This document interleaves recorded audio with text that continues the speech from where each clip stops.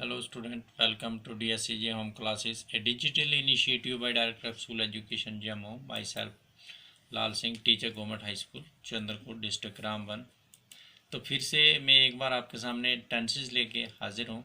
तो पहले में हमने टेंसेस यानी प्रेजेंट कंटिन्यूस की बात की, प्रेजेंट कंटिन्यूस टेंस की बात की। अब बात करेंगे present perfect continuous, present perfect tense की बात करेंगे हम।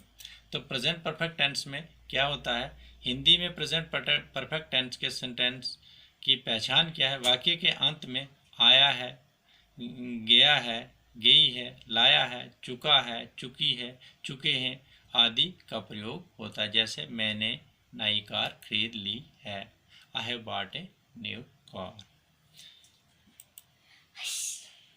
The present perfect tense, this tense is a clear from its name, expresses action that start somewhere in the past but have been completed just after entering the present time।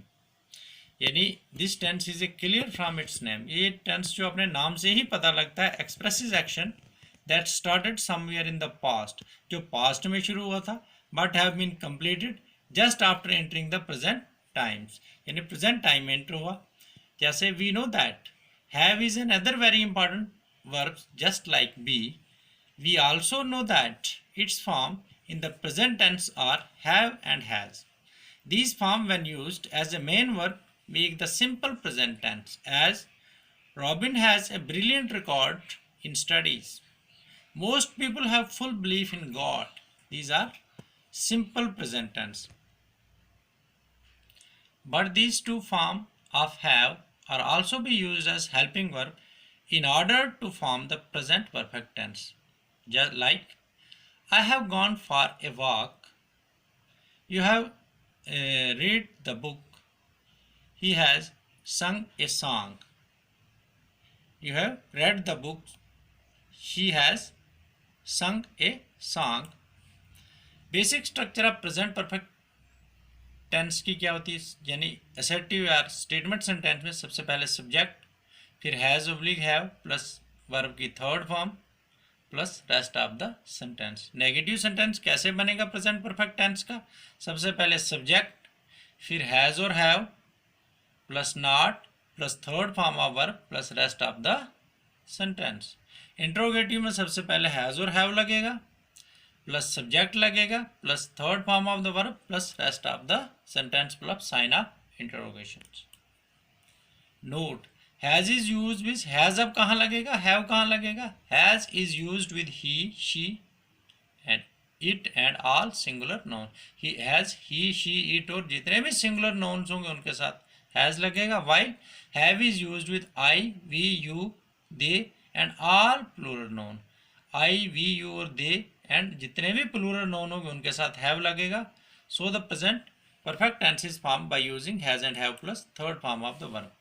The present perfect tense is use to express, किस किस चीज़ को express करने के लिए use किया जाता है present perfect tense? An action just now completed, वो एक्शन जो अभी complete, he has finished his work, he has finished his work. Note, the adverb just, now, already, never, yet are use to show such action. ऐसे action को show करने के लिए adverb use होते हैं just, now, already, never, yet.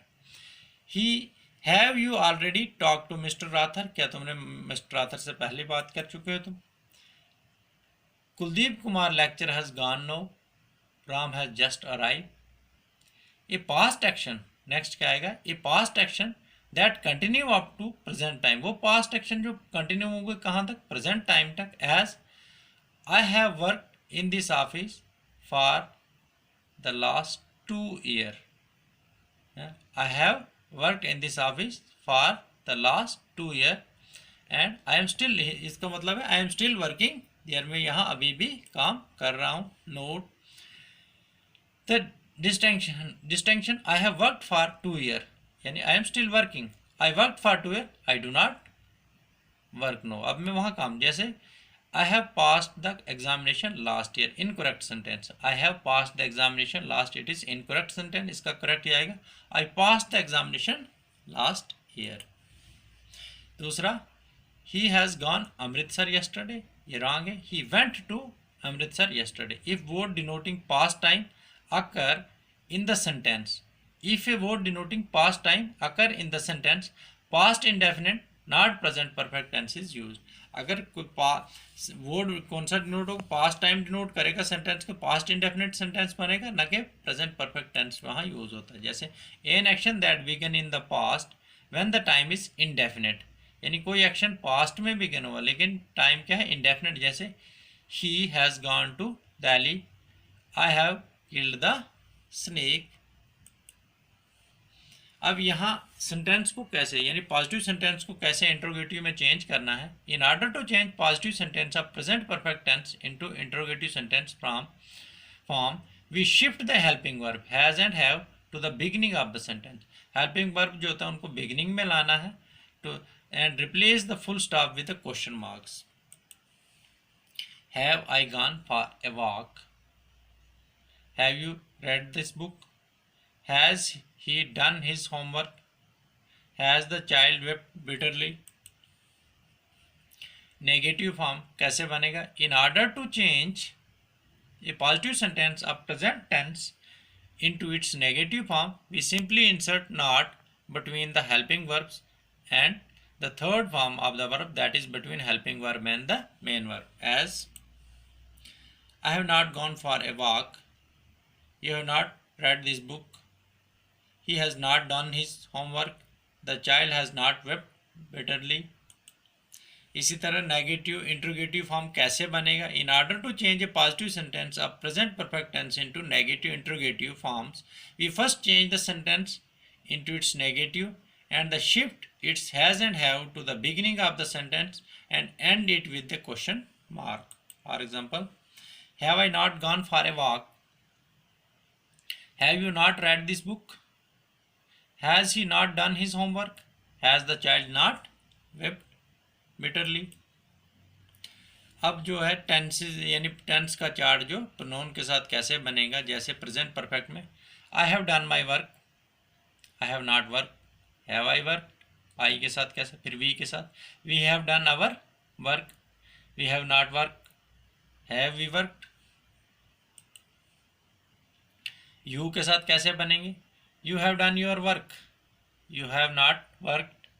Interrogative में have you work.